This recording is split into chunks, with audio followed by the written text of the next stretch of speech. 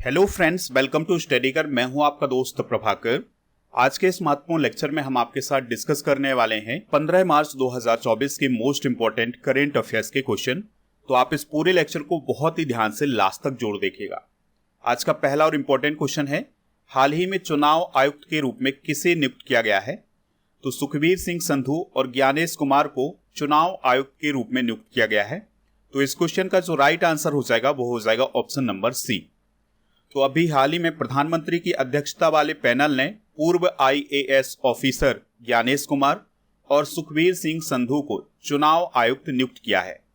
दोस्तों, जब भी मुख्य चुनाव आयुक्त या चुनाव आयुक्त की नियुक्ति होती है तो उससे पहले एक पैनल बनाया जाता है प्रधानमंत्री की अध्यक्षता में, और फिर उसी पैनल के द्वारा नाम तय किए जाते हैं। तो पैनल में कौन कौन शामिल होता है? प्रधानमंत्री जी, लोकसभा में विपक्ष के नेता, और फिर एक सदस्य होता है वो जो प्रधानमंत्री के द्वारा अपनी कैबिनेट में से चुना जाता है। तो दोस्तों, मुख्य चुनाव आयुक्त या चुनाव आयुक्त की नियुक्ति के पैनल में 3 सदस्य होते हैं। जब इस पैनल के द्वारा नाम तय कर लिया जाता है, फिर वो नाम राष्ट्रपति जी के पास भेजा जाता है और फिर राष्ट्रपति जी के द्वारा उसकी नियुक्ति की जाती है। यानी कि जैसे मुख्य चुनाव आयुक्त का नाम इस पैनल के द्वारा चुना जाएगा, फिर वो राष्ट्रपति जी के पास भेजा जाएगा। राष्ट्रपति जी की मंजूरी के बाद उस व्यक्ति की नियुक्ति कर दी जाएगी। सुखबीर संधू की बात करें तो उत्तराखंड के वो चीफ सेक्रेटरी और NHAI के चेयरमैन भी रह चुके हैं। ज्ञानेश कुमार 1988 बैच के केरल कैडर के IAS ऑफिसर हैं। दोस्तों, सुखबीर संधू और ज्ञानेश कुमार के पहले चुनाव आयुक्त कौन थे? अनूप चंद्र पांडे और अरुण गोयल। तो अरुण गोयल जी ने कुछ समय पहले इस्तीफा दिया है और अनूप चंद्र पांडे जी का पहले कार्यकाल समाप्त हो गया था। तो इन दोनों के स्थान पर सुखबीर संधू और ज्ञानेश कुमार जी की नियुक्ति की गई है। दोस्तों, भारत के चुनाव आयोग में एक मुख्य चुनाव आयुक्त यानी CEC होता है और 2 चुनाव आयुक्त होते हैं। तो वर्तमान में CEC यानी चीफ इलेक्शन कमिश्नर हैं राजीव कुमार, और पहले इलेक्शन कमिश्नर हैं ज्ञानेश कुमार और दूसरे हैं सुखबीर संधू। अगर आपसे पूछा जाए कि भारत के पहले मुख्य चुनाव आयुक्त कौन थे, तो वो थे सुकुमार सेन। चलिए बात कर लेते हैं इलेक्शन कमीशन ऑफ इंडिया की। इसकी स्थापना 25 जनवरी 1950 को हुई थी, इसलिए 25 जनवरी को भारत में नेशनल वोटर्स डे भी मनाया जाता है।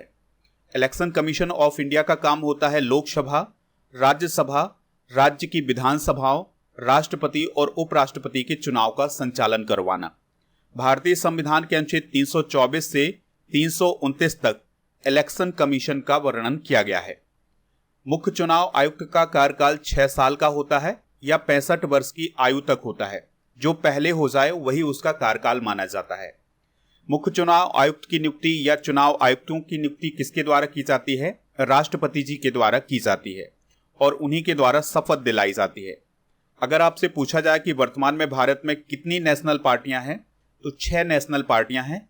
पहली है BJP, दूसरी है कांग्रेस, तीसरी है आम आदमी पार्टी, चौथी है BSP, 5वीं पार्टी है NPP और छठी पार्टी है CPIM। तो ये 6 राष्ट्रीय पार्टियां हैं। वर्तमान में नेशनल आइकॉन कौन है चुनाव आयोग के? राजकुमार राव, जो कि एक एक्टर हैं। दोस्तों, आप इस पूरे लेक्चर को बहुत ही ध्यान से लास्ट तक देखिएगा। लास्ट में आपसे एक क्वेश्चन पूछा जाएगा जिसका आंसर कमेंट बॉक्स में बताना है। अगर आप चैनल पर पहली बार आए हैं तो सब्सक्राइब कर लें, बेल आइकन भी दबा लें, जिससे आपको समय पर सबसे पहले नोटिफिकेशन मिल सकेगा। और अगर आप हमारा व्हाट्सएप चैनल ज्वाइन करना चाहते हैं तो उसका लिंक डिस्क्रिप्शन बॉक्स में दिया गया है, वहां से आप ज्वाइन कर सकते हैं। टेलीग्राम चैनल भी ज्वाइन कर लीजिएगा, वहां पर आपको PDF मिल जाएगा। ऐप भी डाउनलोड कर लीजिएगा, लिंक इसका डिस्क्रिप्शन बॉक्स में है। तो ऐप पर आपको paid course, ebook, test series, PDF class, note, daily quiz, ये सभी मिल जाएगा। तो इन सभी को प्राप्त करने के लिए ऐप को जरूर डाउनलोड करें। ई-बुक की बात करें तो हिंदी और इंग्लिश दोनों मीडियम में आपको मंथली करंट अफेयर्स और ईयरली करंट अफेयर्स की ई-बुक मिल जाएगी। तो इसको आप ऐप से प्राप्त कर लीजिएगा। नेक्स्ट क्वेश्चन है, महाराष्ट्र के अहमदनगर का नाम बदलकर क्या कर दिया गया है? अहिल्यानगर, यानी कि अहमदनगर अब अहिल्यानगर के नाम से जाना जाएगा। तो ये फैसला लिया गया है महाराष्ट्र की गवर्नमेंट के द्वारा। तो महाराष्ट्र की गवर्नमेंट के द्वारा अहमदनगर जिले का नाम बदल करके अहिल्यानगर करने का फैसला किया गया है। और ये जो नाम बदला गया है ये अहिल्याबाई के नाम पर बदला गया है। तो 18वीं शताब्दी में मालवा प्रांत की सबसे योग्य शासिका थी अहिल्याबाई, तो उनके नाम पर अहिल्यानगर नाम रखा गया है। दोस्तों, अहिल्याबाई होलकर इंदौर की रानी थी और उनका संबंध होलकर राजवंश से था। उनके पति का नाम था खांडेराव होलकर। तो इनकी मृत्यु के बाद ये इंदौर की रानी बनी थी। दोस्तों, इनके द्वारा कई मंदिरों का जीर्णोद्धार भी करवाया गया था। अहिल्याबाई जी का जन्म 31 मई 1725 को महाराष्ट्र के अहमदनगर जिले में हुआ था। तो अहमदनगर जिले से अहिल्याबाई का नाम जुड़ा हुआ है, इसलिए अहमदनगर का नाम अहिल्याबाई के नाम पर रखा गया है। इसी प्रकार से महाराष्ट्र की बेल्हा तहसील का नाम बदलकर राजगढ़ कर दिया गया है। दोस्तों, राजगढ़ के बारे में आप याद रखिएगा, यह शिवाजी के अधीन मराठा साम्राज्य की पहली राजधानी थी। यानी शिवाजी के द्वारा पहली राजधानी किससे बनाया गया था? राजगढ़ को बनाया गया था। महाराष्ट्र में इन दो नामों के अलावा कुछ रेलवे स्टेशनों के नाम भी बदले गए हैं। चलिए उनको भी एक बार डिस्कस कर लेते हैं।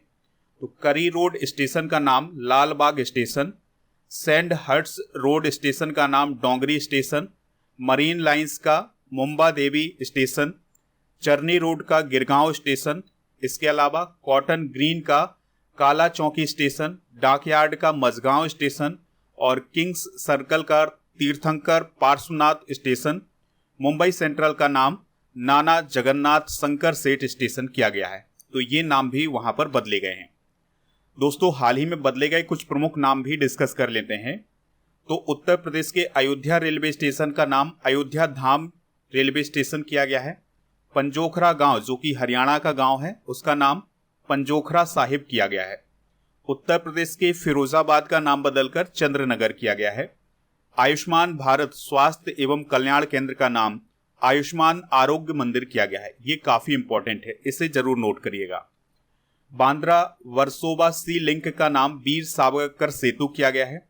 मुंबई ट्रांस हार्बर लिंक का नाम अटल सेतु। अहमदनगर जिले का नाम अहिल्याबाई होलकर नगर, यह अभी हमने डिस्कस किया हुआ है। शिवमोगा हवाई अड्डे का नाम कुवेम्पू हवाई अड्डा प्रस्तावित किया गया है। और महाराष्ट्र के औरंगाबाद शहर का नाम छत्रपति संभाजी नगर किया गया है। नेक्स्ट क्वेश्चन है, लैंगिक असमानता सूचकांक 2022 में भारत की रैंक क्या है? तो भारत की रैंक है 108। तो अभी हाल ही में लैंगिक असमानता सूचकांक 2022 जारी किया गया है, तो इसमें भारत की रैंक है 108। तो यूएनडीपी यानी यूनाइटेड नेशन डेवलपमेंट प्रोग्राम के द्वारा मानव विकास रिपोर्ट 2023-24 जारी की गई है। तो इसी रिपोर्ट में लैंगिक असमानता सूचकांक 2022 को भी जारी किया गया है। इसमें भारत का स्कोर 0.437 है और भारत की रैंक है 193 देशों में 108। यानी कि लैंगिक असमानता सूचकांक 2022 में भारत की रैंक 193 देशों में 108 है। स्कोर भी आप नोट कर लीजिएगा, क्योंकि स्कोर भी आपके एग्जाम में पूछा जा सकता है। तो स्कोर रहा है 0.437, जबकि 2021 के सूचकांक में भारत 122वें स्थान पर रहा है और स्कोर रहा है 0.490।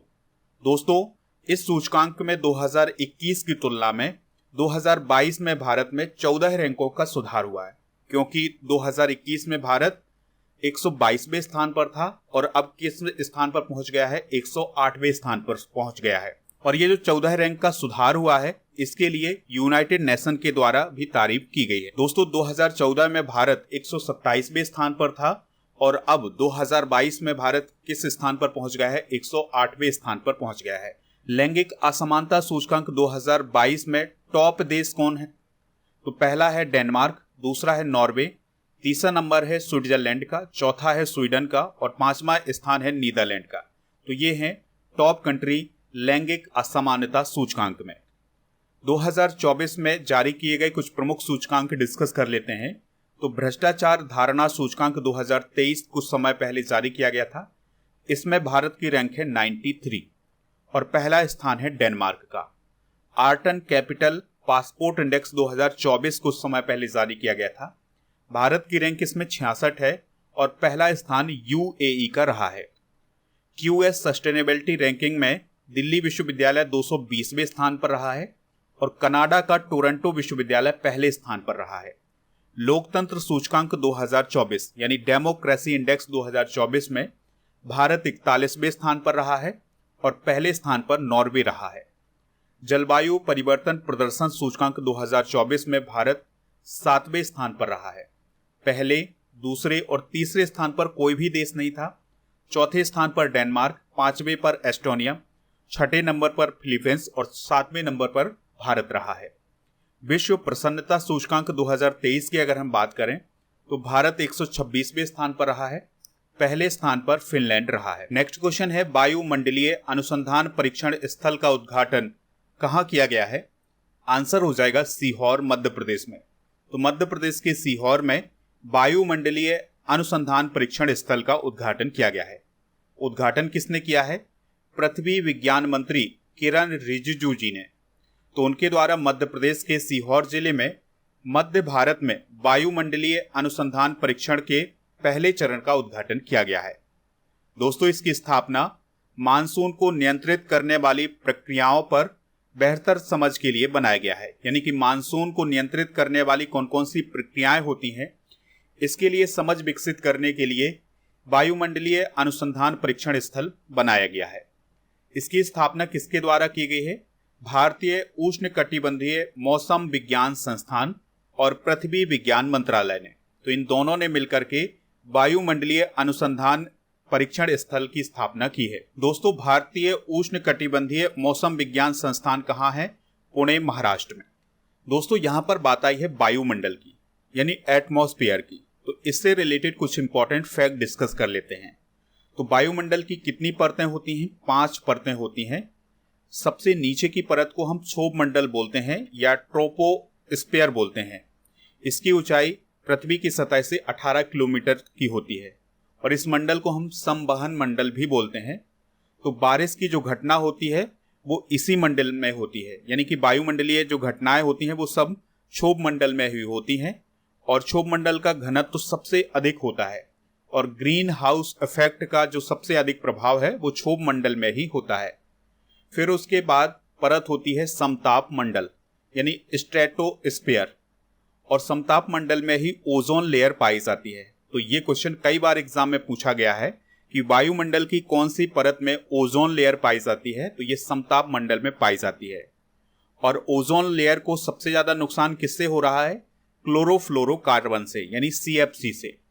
और समताप मंडल की जो विशेषता है कि इसका तापमान समान होता है और इसमें मौसमी घटनाएं नहीं होती हैं और जो एरोप्लेन्स हैं वो इसी मंडल में चलते हैं, यानी कि वायुमंडल की इसी परत में चलते हैं। फिर इसके बाद आता है मध्य मंडल यानी मीसोस्फीयर और फिर सबसे लास्ट में आता है आयन मंडल और फिर दोस्तों होता है बाह्य मंडल। आयन मंडल के बारे में आप याद रखिएगा कि जो सैटेलाइट होते हैं वो आयन मंडल में ही घूमते रहते हैं और आयन मंडल से ही रेडियो तरंगें परावर्तित होती हैं। नेक्स्ट क्वेश्चन है, दुनिया का पहला artificial intelligence software engineer Devin किस कंपनी ने लॉन्च किया है? आंसर हो जाएगा कॉग्निशन। तो अमेरिका की एक कंपनी है जिसका नाम है कॉग्निशन। तो उसके द्वारा अभी हाल ही में आर्टिफिशियल इंटेलिजेंस सॉफ्टवेयर इंजीनियर बनाया है और उसका नाम रखा है डेविन। तो ये क्वेश्चन काफी इंपॉर्टेंट हो जाएगा आपके एग्जाम की दृष्टि से। तो अमेरिका में स्थित कॉग्निशन नामक कंपनी ने डेविन नामक एक आर्टिफिशियल इंटेलिजेंस चैटबॉट लॉन्च किया है जो कि इंजीनियर की तरह काम करता है। ठीक है, तो यह दुनिया का पूरी तरह से आर्टिफिशियल इंटेलिजेंस सॉफ्टवेयर इंजीनियर है। Devin end to end apps बना सकता है और दोस्तों ये जो डेविन है ये जटिल इंजीनियरिंग कार्यों की योजना भी बना सकता है। कुछ इंपॉर्टेंट करंट अफेयर्स डिस्कस कर लेते हैं। तो आर्टिफिशियल इंटेलिजेंस के डेवलपमेंट के लिए भारत 10,000 GPU सुपर कंप्यूटर का निर्माण करेगा। IIT रिलायंस और इन्फोकॉम ने मिलकर के अभी हाल ही में हनुमान नाम का आर्टिफिशियल इंटेलिजेंस मॉडल बनाया है। दुनिया की पहली आर्टिफिशियल इंटेलिजेंस CEO का क्या नाम है? मिका। काफी इंपॉर्टेंट है, ये भी क्वेश्चन पूछा जा सकता है। भारत की पहली क्षेत्रीय आर्टिफिशियल इंटेलिजेंस न्यूज एंकर का नाम है लिसा, जिसे ओडिशा टीवी के द्वारा लॉन्च किया गया था। भारत का पहला artificial intelligence school Thiruvananthapuram Kerala में स्थापित किया गया है जिसका नाम है शांतिगिरी विद्या भवन। दोस्तों अगर आपसे पूछा जाए भारत की पहली आर्टिफिशियल इंटेलिजेंस टीचर का क्या नाम है तो उसका नाम रखा गया है आइरिस। और यह टीचर केरल के KT city higher secondary school में काम कर रही है।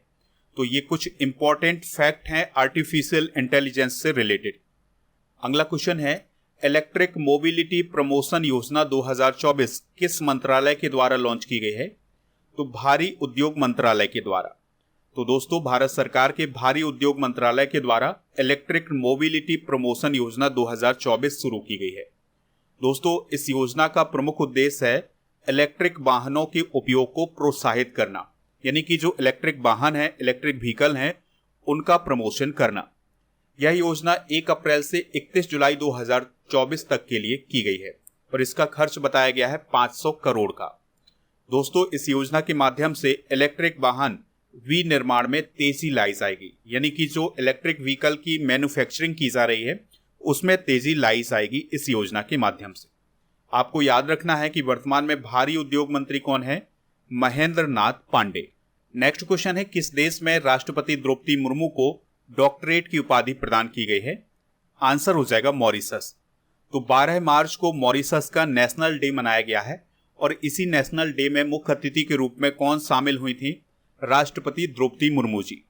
तो इसी दौरान मॉरिशस यूनिवर्सिटी के द्वारा राष्ट्रपति द्रौपदी मुर्मू जी को डॉक्टर ऑफ सिविल लॉ की मानद उपाधि से सम्मानित किया गया है। ठीक है, तो किस यूनिवर्सिटी ने उन्हें सम्मानित किया है? मॉरिशस यूनिवर्सिटी ने। इस यात्रा के दौरान राष्ट्रपति द्रौपदी मुर्मू ने मॉरिशस के prime minister Pravind Kumar Jugnauth को एक रुपए कार्ड भी गिफ्ट किया है। दोस्तों, आपको याद रखना है कि राष्ट्रपति द्रौपदी मुर्मू जी मॉरिशस के राष्ट्रीय दिवस में शामिल होने वाली 6वीं भारतीय है। इससे पहले 2015 में पीएम मोदी जी भी मॉरिशस के राष्ट्रीय दिवस में शामिल हुए थे। चलिए कुछ important international current affairs discuss कर लेते हैं। तो पनामा अभी हाल ही में अंतरराष्ट्रीय सौर गठबंधन यानी इंटरनेशनल सोलर अलायंस में शामिल होने वाला 97वां सदस्य बना है। आसिफ अली जरदारी ने पाकिस्तान के 14वें राष्ट्रपति के रूप में शपथ ली है। तामस सुल्योक हंगरी के नए प्रेसिडेंट बने हैं। नाटो का 32वां सदस्य कौन बना है? स्वीडन। काफी इंपॉर्टेंट क्वेश्चन है, आपके जितने भी एग्जाम होंगे उसमें यह क्वेश्चन पूछा जाएगा। श्रीलंका में अभी हाल ही में गीता महोत्सव आयोजित किया गया है पहली बार। मोबाइल वर्ल्ड कांग्रेस का आयोजन बार्सिलोना स्पेन में आयोजित किया गया था। तो ये कुछ इंपॉर्टेंट इंटरनेशनल करंट अफेयर्स हैं। नेक्स्ट क्वेश्चन है, वन नेशन वन इलेक्शन पर विचार करने के लिए बनाई गई कमेटी ने राष्ट्रपति जी को रिपोर्ट सौंप दी है। इस कमेटी के अध्यक्ष कौन है? आंसर हो जाएगा रामनाथ कोविंद जी। तो देखिए दोस्तों, भारत में अब ये चर्चा हो रही है कि वन नेशन वन इलेक्शन करवाया जाए, यानी कि लोकसभा और राज्यों की विधानसभा के चुनाव एक साथ करवाए जाएं। तो इस प्रक्रिया को वन नेशन वन इलेक्शन कहा जा रहा है। तो इस पर विचार करने के लिए एक कमेटी बनाई गई थी जिसका अध्यक्ष बनाया गया था रामनाथ कोविंद जी को, जो कि हमारे देश के पूर्व राष्ट्रपति जी हैं। तो उन्होंने अभी हाल ही में वर्तमान राष्ट्रपति द्रौपदी मुर्मू जी को 18,626 पन्नों की रिपोर्ट सौंपी है, जिसमें वन नेशन वन इलेक्शन पर अपने विचार बताए गए हैं। 2 सितंबर 2023 को एक पैनल का गठन किया गया था, यानी कि इस कमेटी का गठन किया गया था और इस रिपोर्ट को तैयार करने में 191 दिनों का समय लगा है। दोस्तों, इस कमेटी ने 47 राजनीतिक दलों से चर्चा की, जिसमें 32 ने पक्ष में बात की है इसके और 15 ने विपक्ष में बात की है। दोस्तों, वन नेशन वन इलेक्शन के लिए जो कमेटी बनाई गई है, जो पैनल बनाया गया था, उसमें कौन कौन शामिल हैं? तो इसमें रामनाथ कोविंद जी शामिल हैं और ये इस पैनल के अध्यक्ष हैं और ये पूर्व राष्ट्रपति हैं, और अमित शाह जी शामिल हैं। इसके अलावा अधीर रंजन चौधरी जी भी इसमें शामिल थे, लेकिन ये इस पैनल से अलग हो गए हैं, जो कि कांग्रेस लीडर हैं वर्तमान में लोकसभा में। गुलाम नबी आजाद जी राज्यसभा के पूर्व सदस्य रहे हैं, वो भी इस पैनल में शामिल हैं। इसके अलावा सुभाष कश्यप ये लोकसभा के सेक्रेटरी जनरल रह चुके हैं।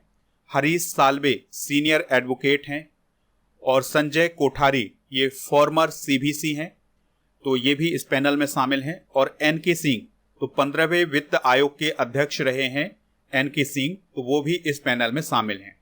तो इस पैनल के सदस्यों को आप नोट जरूर कर लीजिएगा। इसके अलावा केंद्रीय कानून मंत्री अर्जुन राम मेघवाल को इस कमेटी में स्पेशल मेंबर बनाया गया है।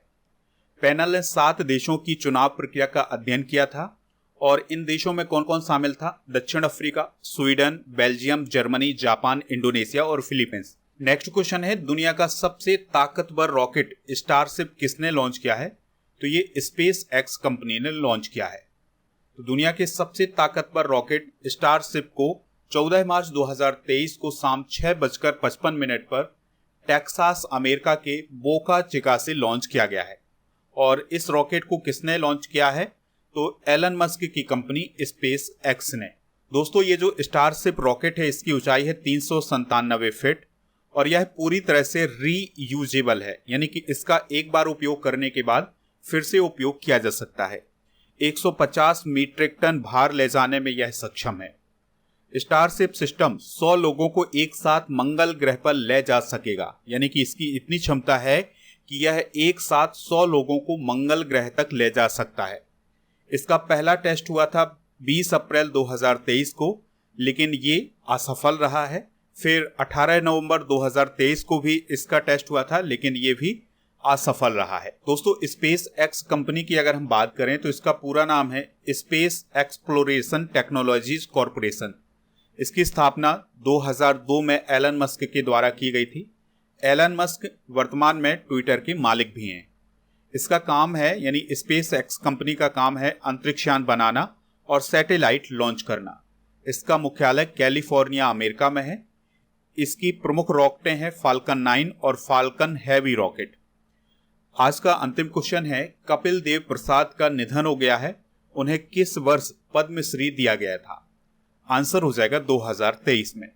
तो 52 बूटी कला को इंटरनेशनल लेवल पर पहचान दिलाने वाले पद्मश्री कपिल देव प्रसाद का अभी हाल ही में निधन हो गया है। दोस्तों, हाल ही में हुए कुछ प्रमुख निधन डिस्कस कर लेते हैं। तो गजल गायक पंकज उधास का निधन हुआ है। महाराष्ट्र के पूर्व मुख्यमंत्री मनोहर जोशी का निधन हुआ है। एक्टर ऋतुराज सिंह का निधन हुआ है। जैन भिक्षु आचार्य विद्यासागर महाराज जी का निधन हुआ है। और कश्मीरी कवि और पत्रकार फारूक नाजकी का भी अभी हाल ही में निधन हुआ है। चलिए अब कल के करंट अफेयर्स को रिवाइज कर लेते हैं, फिर इसके बाद जनरल नॉलेज के पिटारे को डिस्कस करेंगे। लास्ट में पूछेंगे आपसे क्वेश्चन जिसका आंसर कमेंट बॉक्स में देना है। हर साल अब हैदराबाद स्वाधीनता दिवस कब मनाया जाएगा? 17 सितंबर को। राष्ट्रीय अनुसूचित जाति आयोग के अध्यक्ष कौन बने हैं? किशोर मकवाना। इरास्मस पुरस्कार 2024 किसे दिया गया है? अमिताभ घोष को। गोरसम कोरा महोत्सव किस राज्य में मनाया गया है? अरुणाचल प्रदेश में। पीएम मोदी ने कितने रेलवे स्टेशनों पर one station one product stall का उद्घाटन किया है? 205। समुद्री सुरक्षा बेल्ट 2024 अभ्यास में कौन सा देश शामिल हुआ है? रूस, ईरान, चाइना। पीएम मोदी ने पुनर्विकसित कोचरब आश्रम का उद्घाटन किया है, यह किस राज्य में है? गुजरात। धूम्रपान निषेध दिवस 2024 कब मनाया जाता है? 13 मार्च को। भारत शक्ति अभ्यास कहां आयोजित किया गया है? पोखरण, राजस्थान में। हाल ही में सतर्कता आयुक्त के रूप में किसे नियुक्त किया गया है? एएस राजीव को। आज के जनरल नॉलेज के पिटारे में हम डिस्कस करेंगे प्रमुख अंतर्राष्ट्रीय सीमाएं, जैसे रेड क्लिफ लाइन भारत और पाकिस्तान के बीच में है, मैकमोहन लाइन भारत चाइना के बीच में है, 38वीं समानांतर रेखा उत्तर कोरिया और दक्षिण कोरिया के बीच में है, डूरंड रेखा पाकिस्तान अफगानिस्तान के बीच। कल के करंट अफेयर्स में आपसे पूछा गया था कि वर्तमान में सीडीएस कौन है? अनिल चौहान जी। और बीच में एक क्वेश्चन पूछा था कि 14 अप्रैल को किसकी जयंती मनाई जाती है? तो डॉक्टर BR अम्बेडकर की जयंती मनाई जाती है। तो इन सभी का आंसर आप सभी लोगों ने दिया हुआ है। आज का क्वेश्चन है, केंद्रीय कानून मंत्री कौन है? जो भी इसका राइट आंसर हो कमेंट बॉक्स में जरूर बताएं, हमें इंतजार रहेगा आपके आंसर का।